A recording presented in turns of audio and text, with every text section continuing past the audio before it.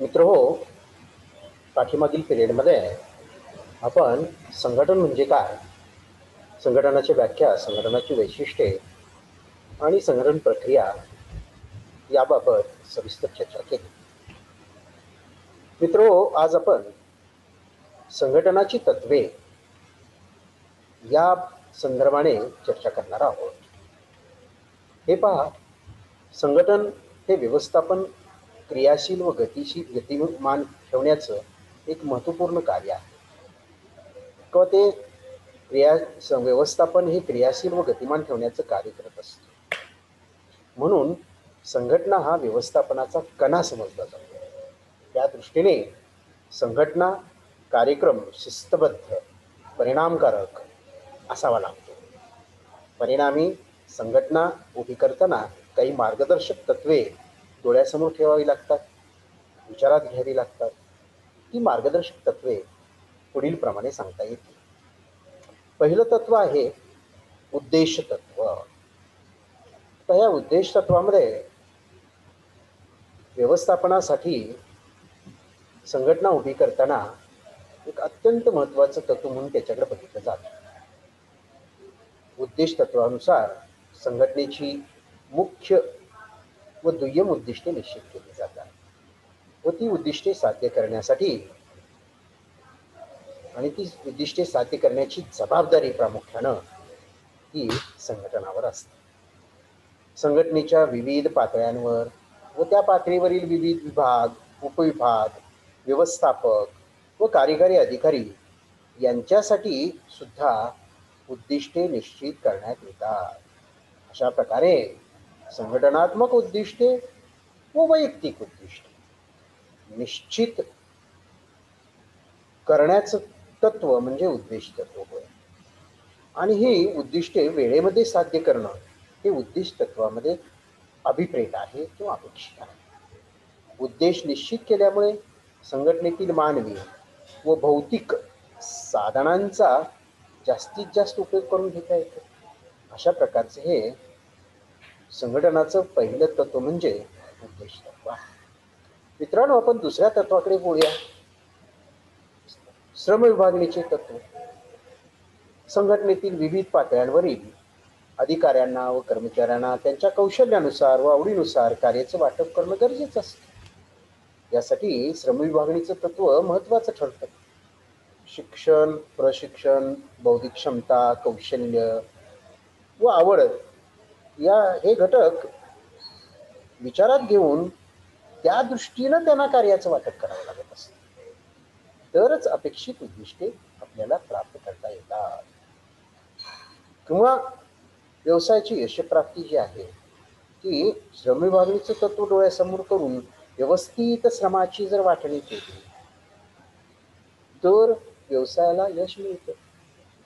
म्हणून श्रम विभागणी तत्व हे संघटनाची उभारणी करताना श्रम विभागणी तत्व हे विचारात घ्यावं लागतं. तिसरं आणि महत्त्वाचं तत्व आहे अधिकार प्रदानाचे तत्व.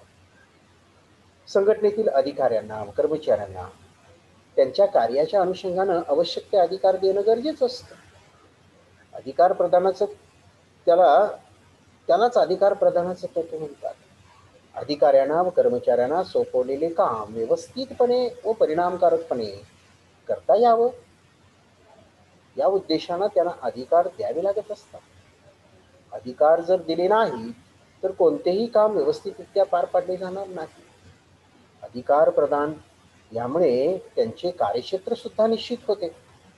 अधिकार प्रदानाचे काम सुस्पष्टपणे केल्यामुळे एकमेकांच्या कार्यामधील हस्तक्षेप टाळला जातो. पुढचं तत्व आहे जबाबदारीचं तत्व. तत्व नंबर 4. अधिकार व जबाबदारी हे एकाच नाण्याच्या दोन बाजू आहेत. अधिकाराशिवाय जबाबदारीला अर्थ नाही व जबाबदारीशिवाय अधिकार हा निरर्थक असतात. म्हणून असं म्हटलं जातं की अधिकार आणि जबाबदारी या एकाच नाण्याच्या दोन बाजू आहेत. अधिकार दिले की जबाबदारी आलीच. जेवढे अधिकार तेवढी जबाबदारी असते. म्हणून अधिकाराची जशी वाटणी करतो तशी जबाबदारीची देखील वाटणी करावी लागते असं हे तत्व सांगते.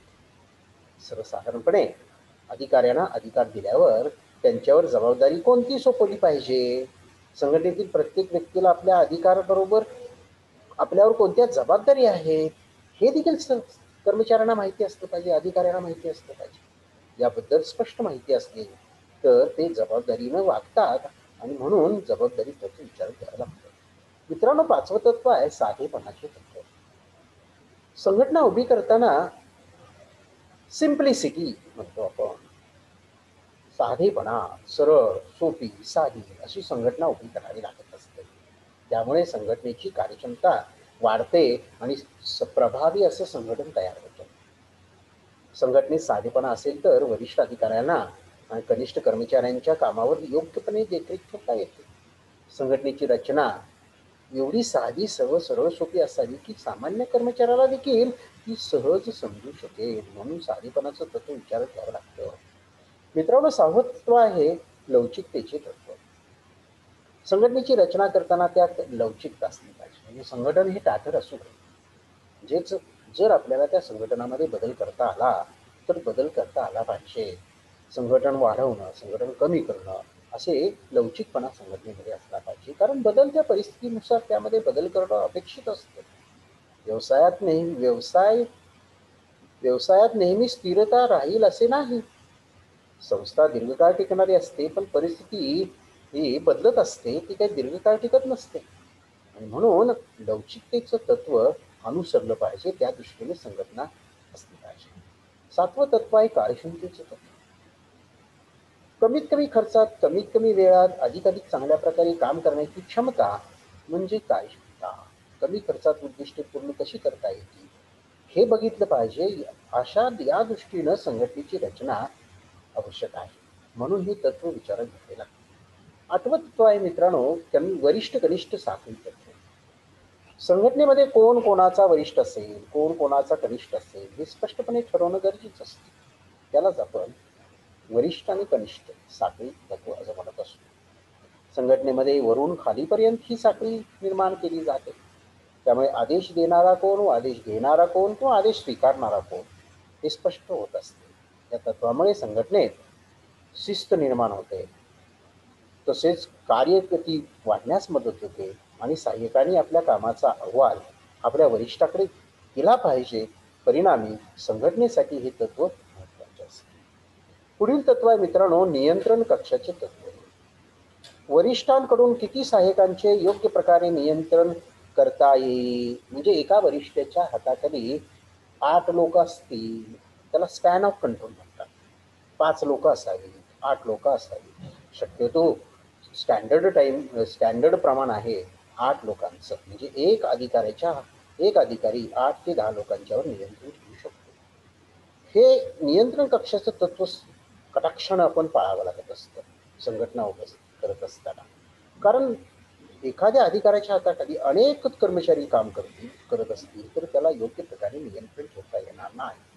म्हणून वरिष्ठ कनिष्ठ प्रमाण योग्य असावं आणि नियंत्रणाचं कक्ष जे आहे ते कक्ष त्याचं तंतोतंत असावं. वरिष्ठाकडे जास्तीत जास्त सहाय्यक सोपवल्यास त्याच्याकडून अपेक्षित यश प्राप्त होणार नाही. तसेच कमी सहाय्यक दिल्यास सुद्धा संघटनेचं नुकसान होऊ शकतं. म्हणून वरिष्ठ कनिष्ठ प्रमाण योग्य असावं लागतं. त्यासाठी नियंत्रण कक्षाचे तत्व डोळ्यासमोर ठेवावे लागते आणि त्या दृष्टीने संघटना उभा करावी लागते. 10वं तत्व आहे एकतेचे तत्व. संघटना यशस्वीरित्याने चालवण्यासाठी त्या संघटनेत काम करणाऱ्या विविध अधिकाऱ्यांना काही अधिकार दिले पाहिजे. विविध अधिकाऱ्यांचे अधिकार निश्चित करण्यात येऊन ते एकमेकांच्या अधिकारात ढवळाढवळ करणार नाही, याकडे विशेष लक्ष दिलं पाहिजे. तसे झाले नाही तर अधिकारी दुसऱ्याच्या कार्यक्षेत्रात उगाच ढवळाढवळ करून सर्व भागातील संतुलन बिघडून टाकतील व संघटनेत अव्यवस्था व गोंधळ निर्माण होईल. आणि म्हणून एकतेचं तत्व अवलंबावं लागतं, डोळ्यासमोर ठेवावं लागतं. याचा अर्थ व्यवसायात प्रत्येक कर्मचाऱ्याला फक्त एकाच अधिकाऱ्याकडून आदेश मिळण्याची व्यवस्था करणे याला आपण एकता असं म्हणतो. त्यालाच आदेशातील एकता असं म्हणतात. व्यवस्थापनाचं ते एक तत्वच आहे, आदेशातील एकता. 11वं तत्व आहे अनुरूपतेचे तत्व. संघटनेत अनेक विभाग, अनेक अधिकारी कार्य करत असतात. संघटनेने ठरवलेली उद्दिष्टे पूर्ण करणे हा त्या सर्वांचा हेतू असतो. संघटनेचे कार्य सर्वांकडून समान दिशेने होणे आवश्यक असते. संघटनेत काम करणारे विविध अधिकारी वर्गांचे अधिकारी देखील परस्परांच्या कार्यात अनुरूप असले पाहिजे. ते परस्पर विरोधी असेल तर संघर्ष निर्माण होऊन संघटनेत विस्कळीतपणा येईल. प्रत्येक पदाशी संबंधित अधिकार व जबाबदारी अनुरूप व एकमेकांना जोडणारी असावी. 12वे तत्व आहे सातत्याचे तत्व. कोणतीही संघटना कायमस्वरूपात टिकण्यासाठी व तिचा विकास होण्यासाठी संघटनेच्या सर्व कार्यात सातत्य व नियमितपणा असला पाहिजे. संघटना बाह्य परिस्थितीशी जुळवून घेणारी असली पाहिजे, तरच बदलत्या परिस्थितीचा संघटनेला फायदा मिळू शकतो. आणि शेवटचं तत्व मी सांगेन आपल्याला, हे नेतृत्वाचे तत्व. कोणत्याही संघटनेत व्यवस्थापकाला संघटनेतील कर्मचारी व अधिकारी यांना मार्गदर्शन करावे लागते. उद्दिष्टपूर्तीसाठी घेतलेले निर्णय व आखलेले धोरण अंमलात आणण्यासाठी कर्मचाऱ्यांना त्यांच्या कामात एकसूत्रीपणा आणण्याच्या दृष्टीने योग्य त्या सूचना, आदेश व मार्गदर्शनाची गरज असते. थोडक्यात मुख्य व्यवस्थापक हा संघटनेचा नेता असतो, म्हणून त्याच्या अंगी नेतृत्व गुण असावे लागतात. तसेच प्रत्येक वरिष्ठाकडे सुद्धा नेतृत्व क्षमता असावी लागते. अशा प्रकारे संघटनाची काही मार्गदर्शक तत्व आहेत. संघटना उभी करताना ही तत्व डोळ्यासमोर ठेवून त्या ठिकाणी संघटना उभी करावी लागत असते. अशा प्रकारे आपण आज एकूण 13 तत्वांचा काय केलेला आहे, अभ्यास मित्रांनो केलेला आहे. तर आजचे हे लेक्चर या ठिकाणी संपलेलं आहे.